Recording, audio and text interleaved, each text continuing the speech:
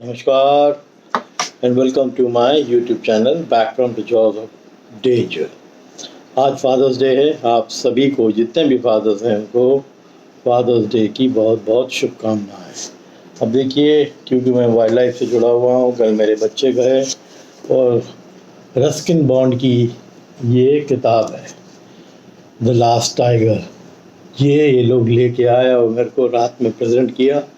बड़ी खुशी की बात है। वो जानते हैं कि फादर इस समय वाइल्ड लाइफ से जुड़े हुए हैं और क्योंकि मैं राइटिंग बहुत कर रहा हूँ, आप देखते हो अक्सर अपने रजिस्टर को भरता रहता हूँ, तो ये पेन लाए थे पार्कर का। हालांकि ज़रूरत नहीं थी, इतना महंगा पेन ये दिया है और साथ में ये भी एक पार्कर का पेन है, ये दिया है। और मेरी बिटिया ने मेरे लिए पूरा एक शेविंग का किट, क्योंकि टूर पे जाते हैं तो शेविंग का किट दिया है कि बाबा आप ये ले जाइए, ये रखिएगा, पूरा किट बैग के साथ। बहरहाल बहुत खुशी की बात है कि बच्चे आज आपका ख्याल भी रखते हैं। फादर्स डे है, उन्होंने रिगार्ड किया और आपके लिए जिम्मेदारी से सामान लेके आए।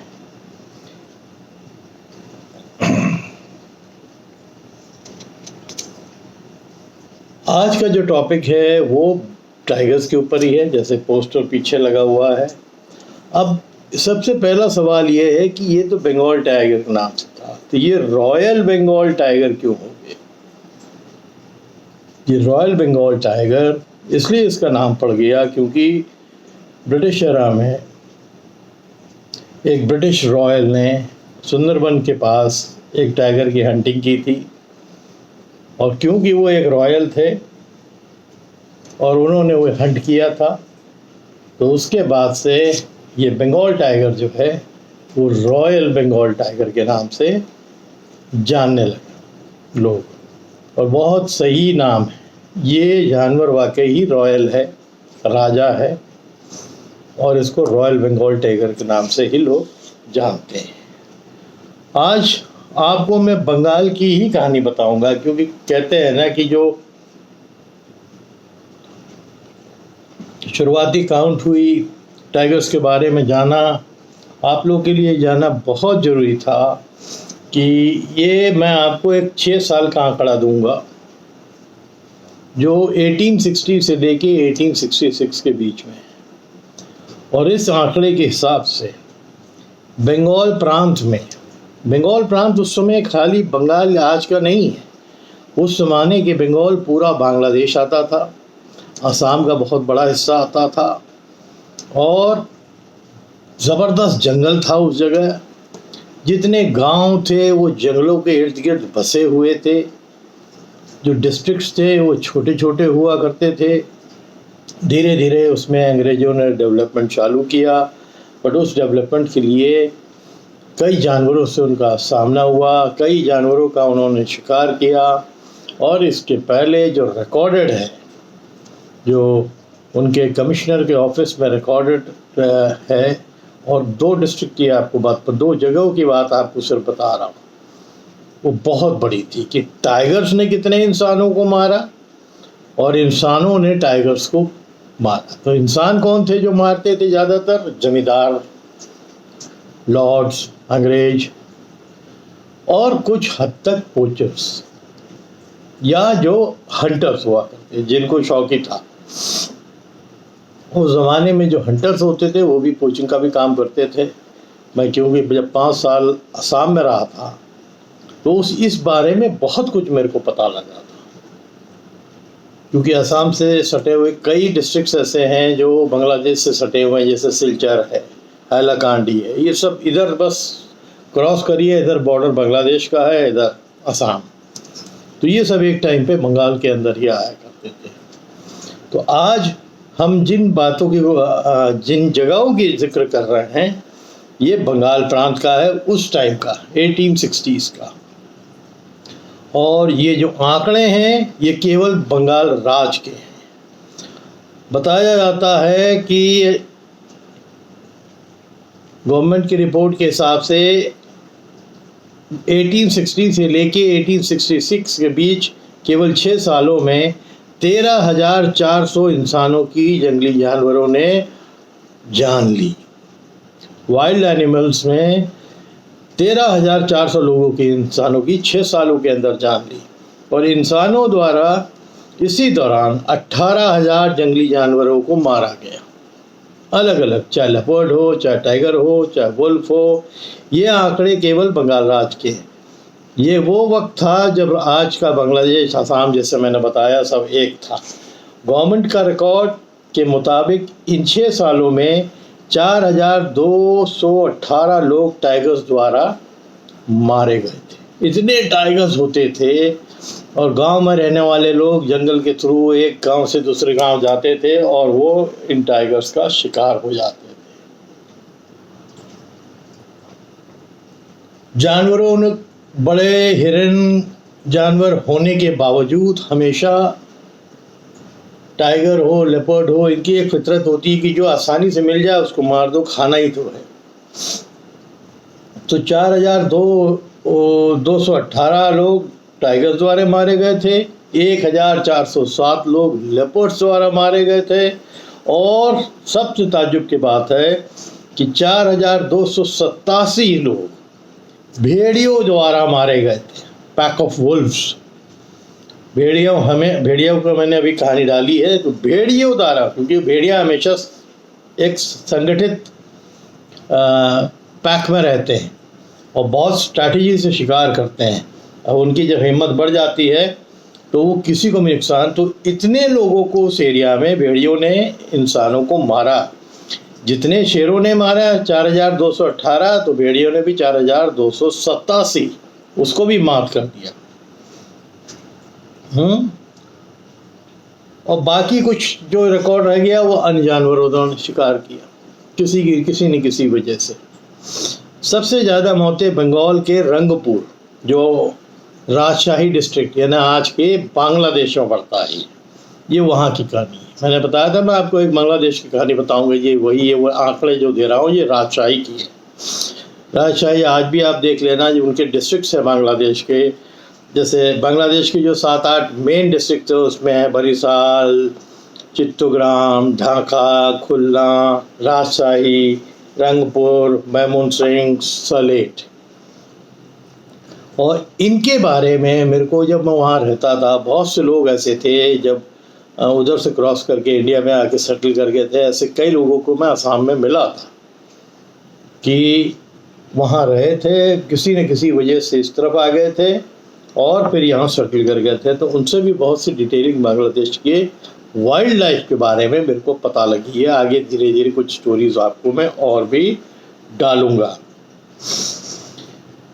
तो काफ़ी लोगों से हमारी भेंट हो जाती थी और काफ़ी लोगों के जो माइग्रेंट्स वहाँ से आए थे उनके बारे में पता लग जाता था।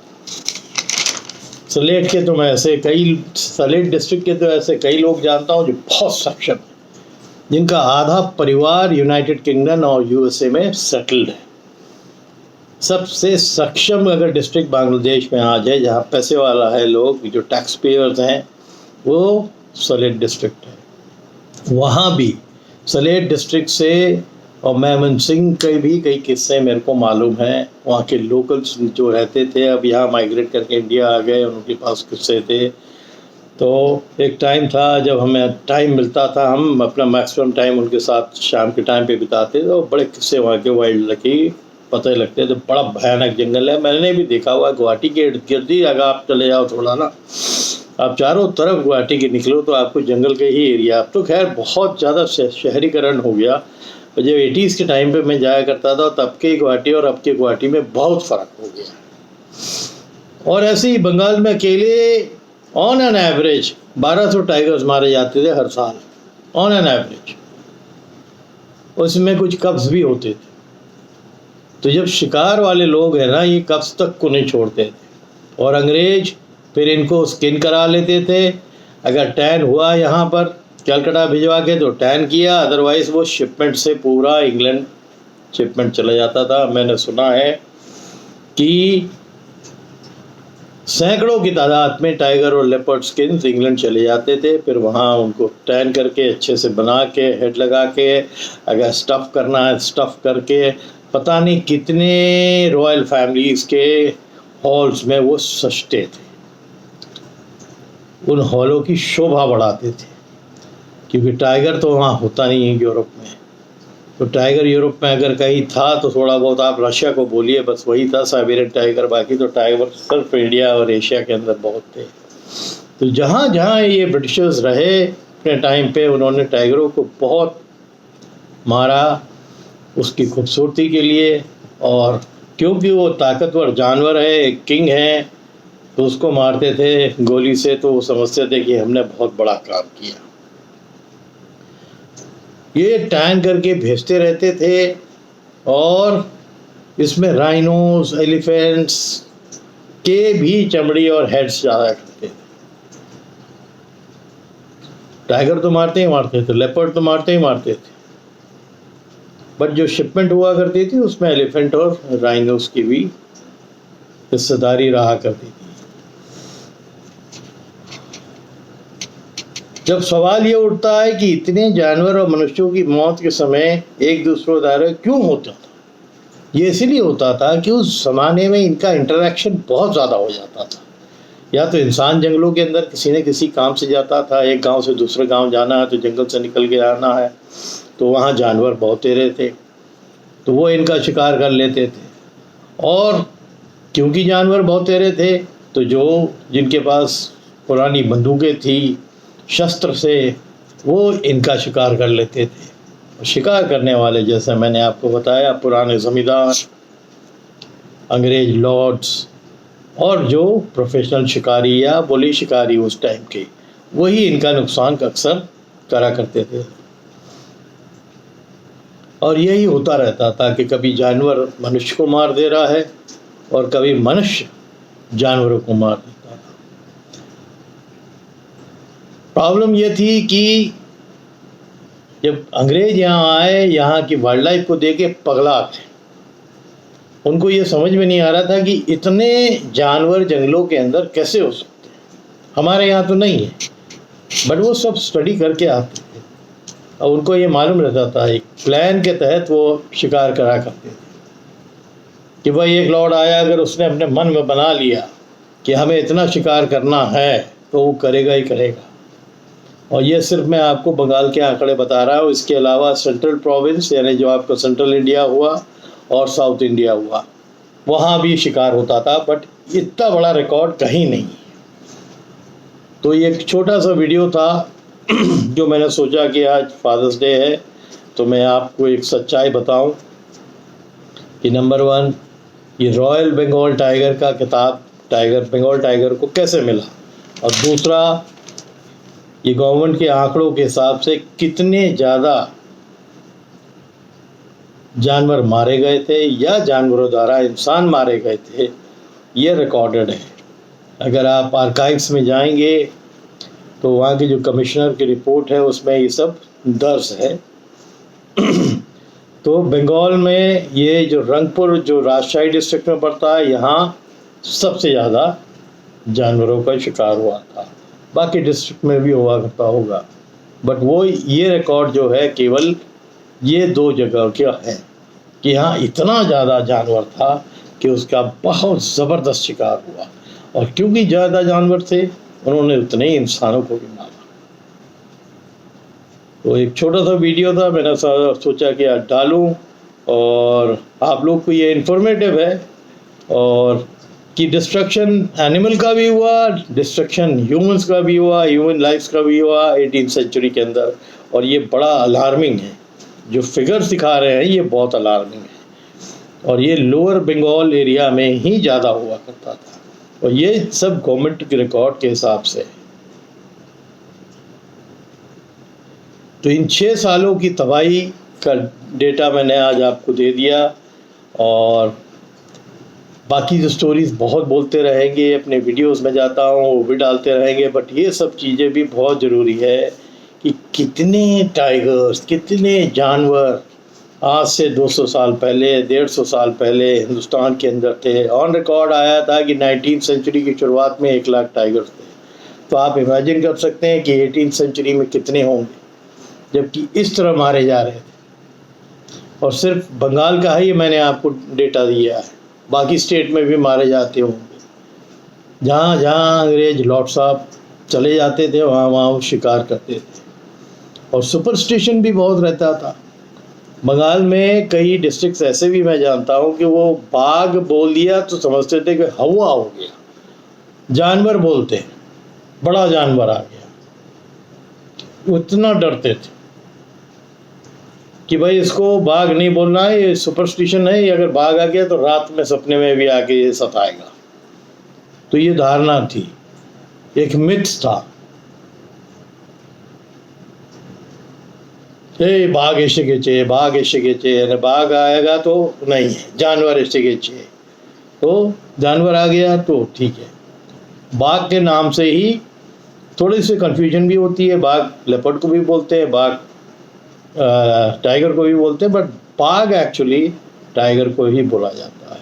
अब जैसे हम लोग इधर लेपर्ड को तेंदुआ बोलते हैं, तो वहाँ पर बाघ ही दोनों को बोलते हैं। बाघ है ना, लेपर्ड भी आ गया गांव के लोग से बोलिए, और बाघ है ना टाइगर तो है ही है।